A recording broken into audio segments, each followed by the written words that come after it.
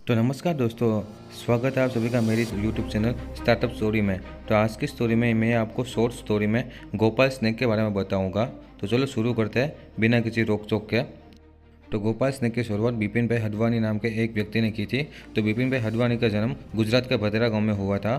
तो पहले बिपिन भाई घर का बना नाश्ता अपने गाँव में साइकिल पर बेचा करते थे। तो गांव पे बिपिन भाई के पिताजी का ये बिज़नेस बहुत अच्छा चल रहा था, लेकिन बिपिन भाई को कुछ बड़ा करने का बहुत ही मन था। तो फिर उसके बाद 1990 के दशक में बिपिन भाई अपने पिता से 4,200 रुपये उधार लेके राजकोट सिटी में कुछ बड़ा करने के लिए आ चुके हैं। फिर बिपिन भाई ने एक नाश्ते का ब्रांड चालू किया जिसका नाम उन्होंने गणेश रखा। देखते देखते गणेश का उत्पादन बहुत ही ज़्यादा बढ़ रहा था और उसका उत्पादन उसकी जो भद्रा गाँव में दुकान थी उससे भी ज़्यादा हो रहा था।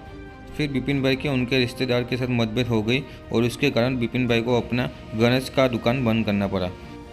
फिर राजकोट जैसे बड़े शहर में असफल होने के बाद वह इसे एक आखिरी मौका देना चाहते थे, तो उन्होंने गणेश में अपना हिस्सा 2.5 लाख रुपये का दाव पे लगा दिया और अपनी पत्नी के साथ एक नया उद्यम चालू किया।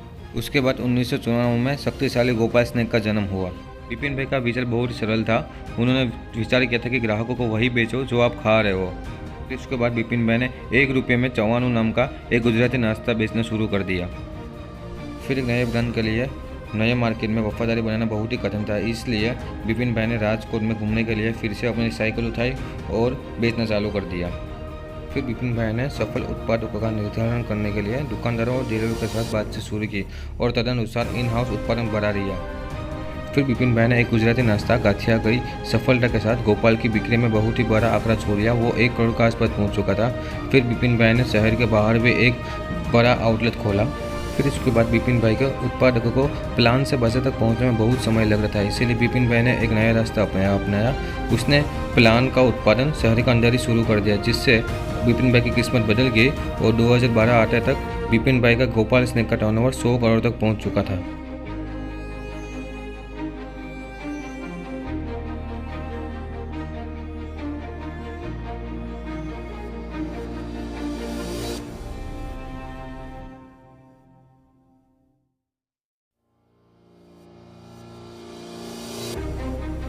फिर उसके बाद वहाँ पे जो लोकल दुकान थी वो ऊंची कीमत के कारण बंद हो रही थी। तो बिपिन भाई ने कभी भी अपनी कीमत या अपनी गुणवत्ता में समझौता नहीं किया और उसके बावजूद गोपाल स्नेक को 5 साल में 6 गुना बढ़कर 2017 में उसका टर्नओवर 620 के करीब में पहुँच चुका था, जिसमें आप मान सकते हो उसका मार्केटिंग खर्च 0 रुपीज़ था।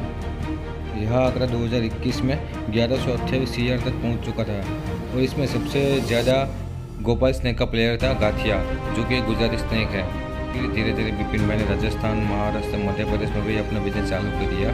फिर देखते देखते गुजरात में सबसे मजबूत बालाजी वेफर्स को भी नमकीन के प्लेयर में पीछे छोड़ दिया। बिपिन भाई जानते हैं कि बालाजी वेफर्स को वेफर्स में पीछे छोड़ना बहुत ही मुश्किल भरा काम है, इसीलिए वो खुशी नंबर 2 पर है। फिर देखते देखते गोपाल स्नेक्स ने 80 से भी ज़्यादा खाने की चीज़ें उत्पादित करना चालू कर दिया। फिर उसके परिणाम स्वरूप गोपाल स्नेक ने प्रतिदिन 1 करोड़ पैकेट का उत्पादन किया और 2023 आते तक उसका मुनाफा 112 करोड़ के आसपास पहुंच चुका था।